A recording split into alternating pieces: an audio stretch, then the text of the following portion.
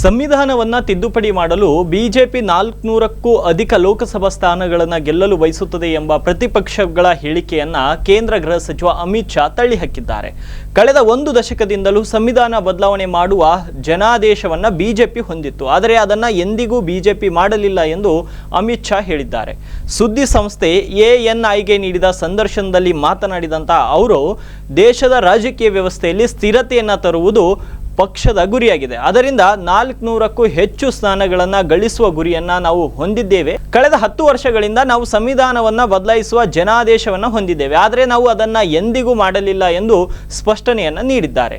ರಾಹುಲ್ ಬಾಬಾ ಮತ್ತು ಕಂಪನಿ ಹೇಳಿದ್ದನ್ನ ದೇಶ ನಂಬುತ್ತದೆ ಎಂದು ನೀವು ಭಾವಿಸುತ್ತೀರಾ? ಈ ದೇಶವು ನಮಗೆ ಸ್ಪಷ್ಟ ಜನಾದೇಶವನ್ನ ನೀಡಿದೆ.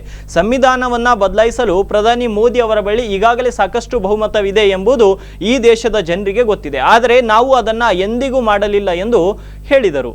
ದೇಶದಲ್ಲಿ ರಾಜಕೀಯಕ್ಕೆ ಸ್ಥಿರತೆಯನ್ನು ತರಲು ನಾವು ಲೋಕಸಭಾ ಚುನಾವಣೆಯಲ್ಲಿ 400ಕ್ಕೂ ಅಧಿಕ ಸ್ಥಾನಗಳನ್ನು ಗೆಲ್ಲಲು ಬಯಸುತ್ತೇವೆ. ನಮ್ಮ ಗಡಿಗಳನ್ನು ರಕ್ಷಿಸಲು ಭಾರತವನ್ನ ವಿಶ್ವದ 3ನೇ ಅತಿ ದೊಡ್ಡ ಆರ್ಥಿಕತೆಯಾಗಿ ಮಾಡಲು ನಾವು 400 ಸ್ಥಾನಗಳನ್ನು ಗೆಲ್ಲಲು ಬಯಸುತ್ತೇವೆ. ಶುದ್ಧ ನೀರು ಇನ್ನೂ ಪ್ರತಿ ಮನೆಗೆ ತಲುಪಿಲ್ಲ.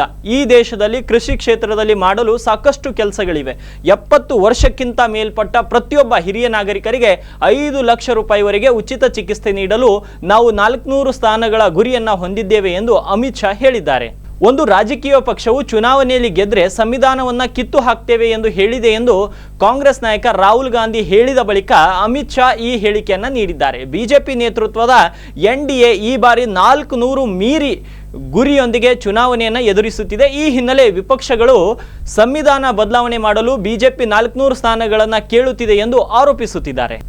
ಸಂದರ್ಶನದಲ್ಲಿ ಅಮಿತ್ ಶಾ ನೀಡಿದ ಹೇಳಿಕೆಗೆ ಶಿವಸೇನೆ ಉದ್ಧವ್ ಠಾಕ್ರೆ ಬಣದ ನಾಯಕ ಸಂಜಯ್ ರಾವತ್ ಪ್ರತಿಕ್ರಿಯೆ ನೀಡಿದ್ದು, ನೀವು ಈಗಾಗಲೇ ಸಂವಿಧಾನವನ್ನ ಬದಲಾಯಿಸಲು ಸಿದ್ಧತೆಯನ್ನ ಶುರು ಮಾಡಿಕೊಂಡಿದ್ದೀರಿ. ನೀವು ಅಗತ್ಯಕ್ಕೆ ತಕ್ಕಂತೆ ಏನ್ ಬೇಕಾದರೂ ನೀವು ಮಾಡ್ತೀರಾ. ಕಳೆದ 10 ವರ್ಷಗಳಲ್ಲಿ ದೇಶಕ್ಕಾಗಿ ನೀವು ಏನೂ ಮಾಡಲಿಲ್ಲ ಎಂದು ಕಿಡಿಕಾರಿದರು.